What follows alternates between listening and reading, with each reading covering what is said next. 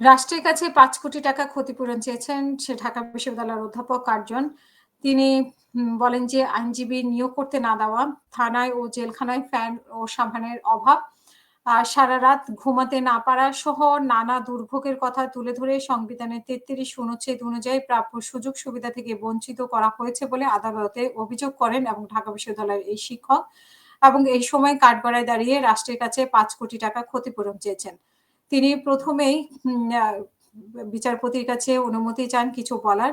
এরপরে তিনি বলেন যে আদালতের অনুমতি নিয়ে তিনি সংবিধানের বই উঁচু করে বিচারককে বলেন, "আমাদের সাথে মানবাধিকার লঙ্ঘন করা হয়েছে। সংবিধানের আর্টিকেল ৩৩ অনু অনুসারে ৩৩ অনুসারে যে সুযোগ সুবিধা পাওয়ার কথা তা দেওয়া হয়নি।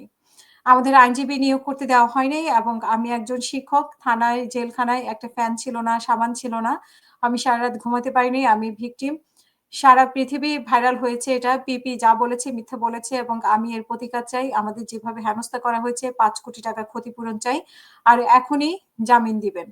সাবেক এই অধ্যাপক বলেন যে গতকাল ১০ টায় ডিআরইউতে যে প্রোগ্রাম ছিল সেটা সাবেক জহিরুল হক পান্না তাকে আপনারা সবাই চিনেন। আর ওই মঞ্চের সদস্য সচিব একজন বীর মুক্তিযোদ্ধা ডক্টর কামাল হোসেন সেখানে প্রধান অতিথি হিসেবে থাকার কথা ছিল। আমি সেখানে একজন আলোচক হিসেবে ছিলাম। যেখানে সেখানে মুক্তিযুদ্ধ ও সংবিধান নিয়ে আলোচনা করা হয়। তখন একদল সন্ত্রাসী ঢুকে মব করে আমাদেরকে তুলে দেয়।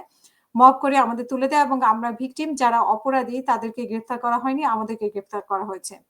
পরে শাহবাগ থানায় সন্ত্রাস বিরোধী আইন মামলায় সাবেক মন্ত্রী আব্দুল লতিফ সিদ্দিকী এবং অধ্যাপক ৮ জন সহ ১৬ জনকে কারাগারে পাঠানোর আদেশ দেন ঢাকা মেট্রোপলিটন ম্যাজিস্ট্রেটের সারা ফারজানা হক।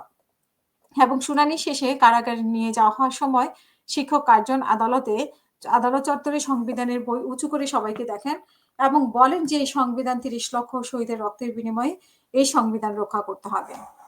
প্রিয় দর্শক, কমেন্ট বক্সে আপনাদের মতামত জানাবেন। আসসালামু আলাইকুম।